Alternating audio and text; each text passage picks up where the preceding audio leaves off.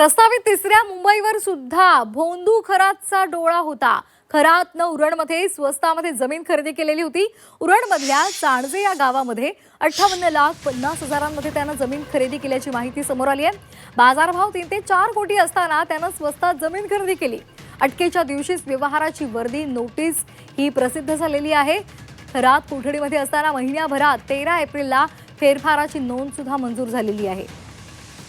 खराचा आणखी एक कारनामा समोर आलेला आहे। उरणमध्ये त्यानं स्वस्तामध्ये जमीन खरेदी केल्याची माहिती समोर आली आहे। चाणजे गावामध्ये 58,50,000 रुपयामध्ये त्यानं ही जमीन खरेदी केली होती। सागर गायकवाड आमचे प्रतिनिधी आपल्याला या संदर्भात अधिक माहिती देत आहेत।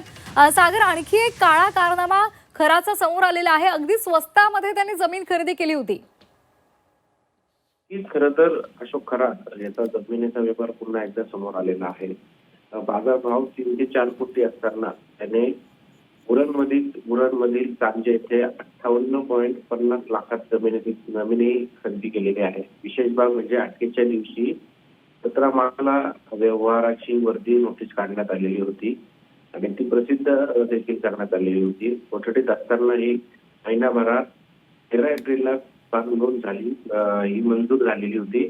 विशेष बाब म्हणजे प्रस्तावित तिसऱ्या मुंबईवर देखील अशोक खरात याचा डोळा होता। यामुळे अशोक खरात याने जमीन खरेदी विक्री करण्यासाठी कशा पद्धतीने डावपेच आखलेले होते, लोकांना कसं लुबडलेलं होतं या समोर येताना पाहायला मिळत आहेत।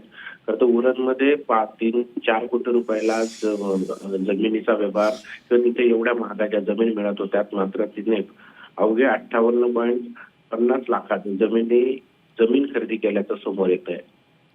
अगदी सागर, धन्यवाद आपण दिलेल्या सविस्तर माहितीसाठी। तर अशोक खरातनं कशा पद्धतीने उरणमध्ये स्वस्तात जमीन लाटलेली आहे ती माहिती सुद्धा आता समोर आलेली आहे आणि त्यामुळे त्याच्या अडचणी आता आणखीनच वाढल्या आहेत। तर तिसऱ्या मुंबईवर सुद्धा भोंदू अशोक खरातचा डोळा होता, कारण तिथे उरणमध्ये त्यानं स्वस्तामध्ये जमीन खरेदी केलेली होती।